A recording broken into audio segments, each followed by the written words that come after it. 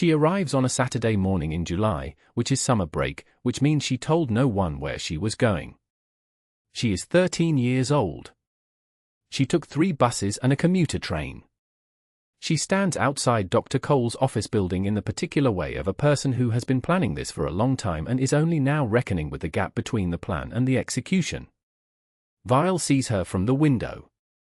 He was expecting her. Myra's letter arrived 3 days ago, but expectation had not prepared him for the specific fact of her standing on the pavement in the July sun looking up at the building with the same quality of looking up that he first noted in his log 4 years ago.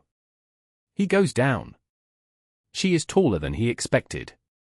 She has her school bag with her, which she uses as a kind of talisman, holding the strap with both hands the way you hold something familiar when everything else is unfamiliar. He says, "Amara." She says, "I know what you are." He says, "Yes." She says, "I've read everything. The broadcast files, the commission reports, the archive summaries they publish. I've been reading since I was 11. She says this with the particular tone of someone reporting credentials, which is what she is doing. She wants him to know she is not here by accident or impulse.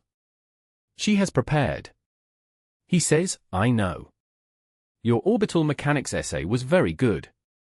She looks at him for a moment with an expression he cannot quite read, gratitude and something more complicated, the look of someone who has just received confirmation that they were actually seen, which is different from being known. She says, "I wanted to ask you something in person. I couldn't put it in a letter." He says, "All right." She says, "When you asked me in the water, do you want to stay, and I said yes. Did that?" She stops. She adjusts. She is clearly dealing with a question she has practiced many versions of.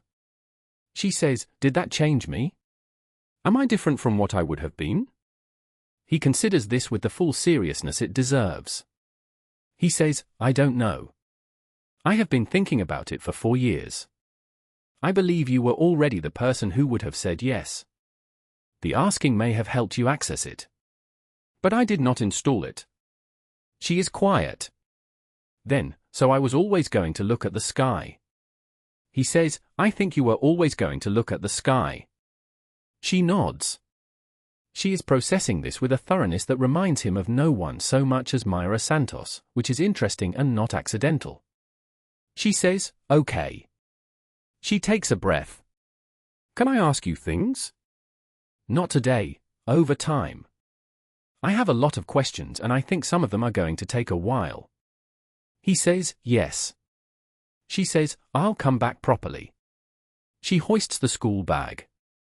"I have to get 3 buses and a train back before my mum notices." She is halfway down the street before he can say anything else. She doesn't look back. She looks up, once, briefly, at the sky. Then she rounds the corner and is gone. He goes back upstairs. He opens his log. He writes, "Today, she found me. I marked her entry 4 years ago without knowing why. I know now. Some things resolve slowly. The slow ones are always the important ones. He marks the entry twice.